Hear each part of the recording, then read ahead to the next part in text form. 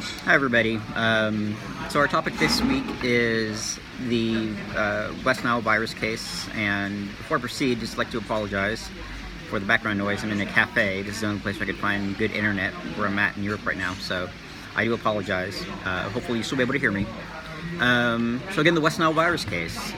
It seems that we're in an area where it's becoming more and more prevalent.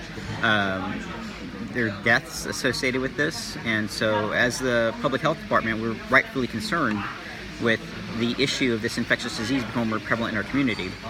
So aerial spraying seems to be a good option as far as decreasing the the mosquito population, and to help hopefully alleviate the cases of West Nile virus that we're seeing. However, the community is rightfully concerned. We're adding something to the environment which may prove to have deleterious effects. And I'm sure many of us have taken toxicology. We realize that in the air we breathe, the parts per million, the breakdown, it has a lot to do with how we're affected, but also how the environment's affected. And even if it doesn't affect us directly, it might affect the plant life, it might affect, the animal, the flora, the fauna, and as just concerned people for our environment and our community, that's something that we want to be aware of what the possible consequences are. So, when I'm addressing this community, first thing I would do is I would validate their concerns. Say like, hey, look, I understand why you feel the way you do. We're obviously introducing something new into the environment. You don't know necessarily like what this particular environmental spraying may do as far as long-term consequences. So I very much appreciate where you're coming from. But if we don't do this, just realize what the possible consequences of not doing this are.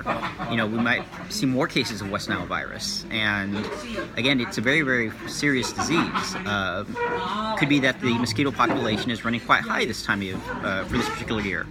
And so this is one of those things that may get worse before it gets better. So how comfortable are we with just letting it run its course? I don't know. Are you willing to risk that? Because obviously, with every option that we have, you're going to have possible benefits and possible consequences. So you're just kind of having to, I guess in a certain sense, pick the less of two evils.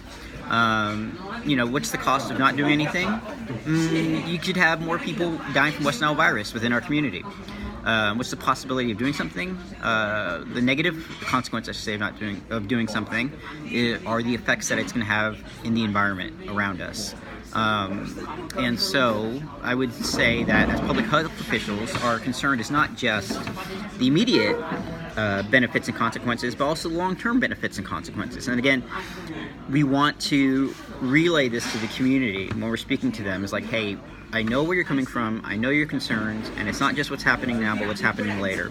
And make sure that they understand that you're able to kind of empathize with their position. But you do also want to emphasize the importance of West Nile virus as far as it being a potentially lethal pathogen, the effects that it may have on their loved ones, and just say, this is something good that we can do to help take care of people today, because we don't know how much worse this is going to get. So to be on the safe side, it would be good to spray, simply because spraying has been known, it's been proven to decrease vector mosquito populations, and as we all know, West Nile virus, the way it's spread is via mosquitoes, and so I would just try to emphasize that.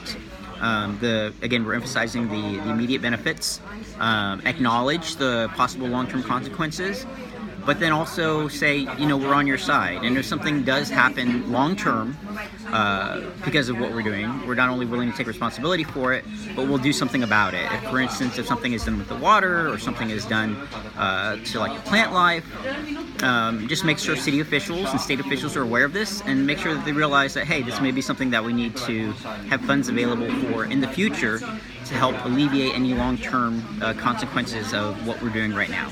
So that's just the way I would go about it. Thank you.